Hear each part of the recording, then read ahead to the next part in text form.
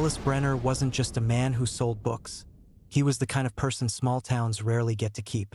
The kind who listens more than he speaks. The kind who remembers birthdays and recommends exactly the right novel when your marriage is falling apart. In Greystone Hollow, population just over 4,000, he was a fixture.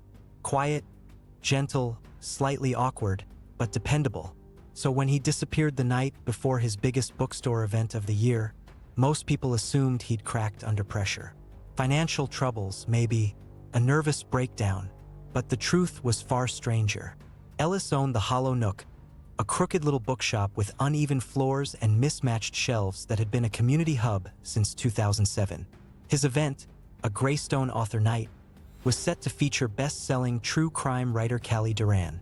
Posters lined the diner windows. The town library had closed early in anticipation. But on the night of the event, Ellis never showed. The next morning, his silver Prius was found abandoned on a desolate patch of Highway 14, 12 miles outside of town. The driver's side door was unlocked. His wallet sat on the seat. His phone, screen cracked, lay face down beside the emergency brake. No signs of a struggle. No note. No Ellis. Detective Lena Rowe, who had transferred from St. Louis the year before, took the case. She began by searching his apartment above the bookstore. Everything was tidy, almost compulsively so, except for one drawer in his writing desk locked. Inside were 7 leather-bound journals, written in neat, tightly packed cursive. They read less like diary entries and more like a mind unraveling in real time. Ellis wrote about feeling watched, strange noises at night, customers asking unsettling questions, anonymous notes. In a May 18th entry, he wrote, "She came in again, pretended to browse. Same question. Do you remember what happened to Mr. Niles?" Her eyes were wrong. She knew. She wasn't asking. She was warning. Mr. Niles. That name hadn't come up in Greystone in decades. Rowe searched the archives and found a single article from 1987. Paul Niles, a local high school biology teacher, had vanished without a trace. No witnesses, no evidence. Case cold. But Ellis had been a student at Greystone High that year, one of Niles' students. At first, suspicion fell on the usual suspects. Maybe Ellis had faked his disappearance. People whispered about mounting debt, about the toll the failing bookstore might have taken on him. Others eyed Callie Duran, the true crime writer, whose books often exposed local corruption. Could Ellis have dug up something dangerous in helping her research? When questioned, Duran confirmed that Ellis had reached out weeks before, claiming he had a story that would shake the town. He promised to deliver material, but never did. Then, 2 weeks after his disappearance, the Hollow Nook burned to the ground. The fire marshal ruled it arson. The blaze started in the office. No forced entry. Everything, including the remaining journals, was reduced to ash. But one piece survived. Margie Keller, the town librarian and one of Ellis's closest friends, came forward with a confession. He'd given her one journal to hold on to just in case. This journal, labeled Volume 1 Hollow Truths, contained a disturbing account of a secret Ellis had been keeping since he was 17. According to his writing, in October 1987, Ellis and 3 classmates broke into Mr. Niles' classroom on a dare. But what they found horrified them: hidden photos of students taken without consent. Ellis claimed there was a confrontation, a struggle. Niles fell, hit his head. They panicked, burned the evidence, and swore a blood oath of silence.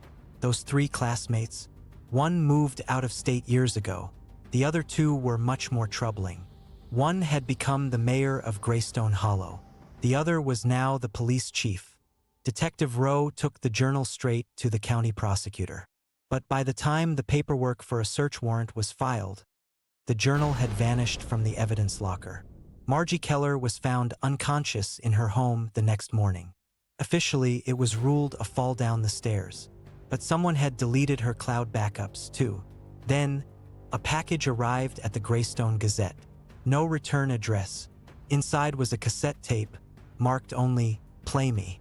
The recording began with Ellis's voice, calm, tired. "If you're hearing this, I'm probably dead, or being silenced. This town, it's not what you think. I was part of something once, something terrible, but I'm done hiding. Let the truth come out. Let them all burn for what they did to him and to us. Then silence for almost 20 seconds. And just as the tape seemed to end, there was the faint sound of a door opening, slow creaking, footsteps, then a voice, low, steady, familiar. You just couldn't leave it alone, could you? Click. The tape ends there. And Ellis Brenner? He's still missing. The cassette sent shockwaves through Greystone Hollow, not just because of what Ellis Brenner said, but because of who might have been in the room when he recorded it. That final voice, calm, threatening, left townspeople whispering names behind closed doors. Most agreed it sounded like Police Chief Harold Vance, but no one said it aloud. The tape was sent off for audio analysis by the Missouri State Crime Lab. Meanwhile, Detective Lena Rowe, now quietly sidelined from the case, kept investigating off the record. The official line from Chief Vance was that Ellis had likely succumbed to stress and staged his disappearance, a theory the mayor fully supported. But Rowe knew better, and she had proof they hadn't destroyed everything. After the fire, she revisited the scorched remains of the hollow nook. In the crawl space beneath the office floor, hidden behind an old HVAC vent, she found a waterproof pouch Ellis had stashed there. Inside, a flash drive, password protected. It took 3 days and a favor from a cybersecurity friend to crack it. What they uncovered changed everything. The flash drive contained scans of 4 photographs Ellis claimed he'd secretly taken from Paul Niles' home in 1987, before they burned the rest. They were grainy, disturbing, and most damningly, appeared to show Niles in compromising positions with students. The timestamps matched the months before his disappearance. But there was more. A hidden folder labeled Hollow Confession _87 MP3 held a single audio file, a late-night recording made by a teenage Ellis 2 days after Niles vanished. His voice trembled as he spoke. "We didn't mean for him to die, I swear to God. But once it happened, it was like everything changed. Nate said no one would believe us. He made us promise. He said he'd bury it, and if we talked, we'd go down too. He made us repeat it. Hollow truths stay hollow. I hate him. I hate him more than Niles. Nate Winchell. Now Mayor Nathaniel Winchell." Rowe sent the contents to the state attorney's office. But by the time a formal investigation was announced, both Winchell and Chief Vance had gone on leave. Medical reasons, the press release said. 2 days later, Rowe's apartment was broken into. Nothing stolen, just rifled through. Her laptop, oddly, left powered on, its screensaver running. A single sticky note taped to the back. "Stop digging. Ellis is gone. Let him rest." That same week, an anonymous tip was called into the sheriff's office in a neighboring county. A man seen living out of a cabin deep in the Twain National Forest. He matched Ellis's description, only older, thinner, more paranoid. The cabin was found, but it was empty. Inside were canned goods, maps, a burner phone, and a journal with a single page filled out. "They tried to erase me, but I'm still here, and I'm not done yet." As of now, the official case remains open but cold. Ellis Brenner is still listed as a missing person. No charges have been filed against Mayor Winchell or Chief Vance. But in Greystone Hollow, people are locking their doors earlier. The Hollow Nook has been rebuilt, turned into a trendy cafe. And the tape? It still circulates, copied and passed around town, whispered about over drinks and behind church pews. And once in a while, someone gets a letter. No return address, just a quote printed on aged, yellowing paper. "Truth is like fire, it doesn't die when buried. It waits."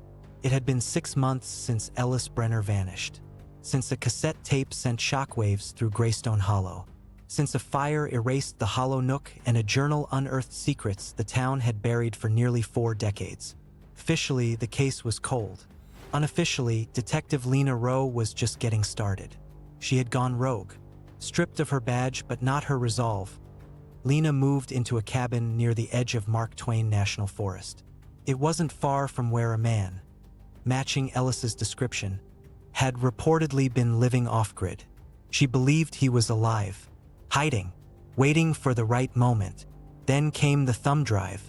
It arrived in a plain envelope, slid under her door. No note, no return address. Inside, a video file titled Greystone Reckoning. The screen opened on Ellis Brenner's face. Gone. Bearded. Alive. If you're seeing this, it means enough people finally listened. The truth is out. And now it's time to finish the story. For the next 42 minutes, Ellis laid everything bare. He confessed to being part of the incident that led to Paul Niles' death. How they panicked. How they were manipulated into silence by a teenage Nathaniel Winchell, whose father, then mayor, handled the mess. How the chief of police, Harold Vance, who had been just a rookie at the time, had helped hide evidence. The pact of silence had not been about guilt, it had been about survival. They told us it was for the town, that we'd be destroying everything if the truth got out. But all we did was protect monsters. The video ended with one line that would haunt Greystone forever. This town doesn't deserve silence anymore. Ellis attached copies of the hidden photos, journal scans, and time-stamped voice recordings. He'd stored them in multiple cloud locations under aliases. With the help of sympathetic reporters and activists, the full story was published across state and national media within days. The fallout was immediate. The Missouri Attorney General launched an investigation. Mayor Winchell was arrested on charges of obstruction of justice, conspiracy, and destruction of evidence. Chief Vance was taken into federal custody after forensic analysis confirmed his voice on the original tape. The third boy from that 1987 night, now living under an alias in Arizona, came forward voluntarily. His testimony matched Ellis's story down to the minute. But justice didn't end in a courtroom. For the people of Greystone Hollow, reckoning came in waves. School buildings were renamed. A scholarship fund was established in Paul Niles' name, but not to honor him. Instead, it supported victims of institutional abuse in memory of those harmed by silence. As for Ellis, he returned, quietly, no press, no interviews. Lena Rowe met him at the edge of town. His hair had gone gray, his voice raspier, but his eyes, they held peace. "Why come back?" she asked.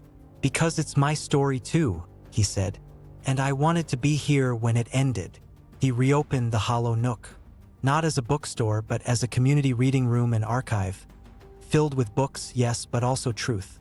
The original journals, now scanned and sealed behind glass. The words "Hollow Truths Stay Hollow" scratched out, and beneath them, a plaque that read, "Silence protects no one."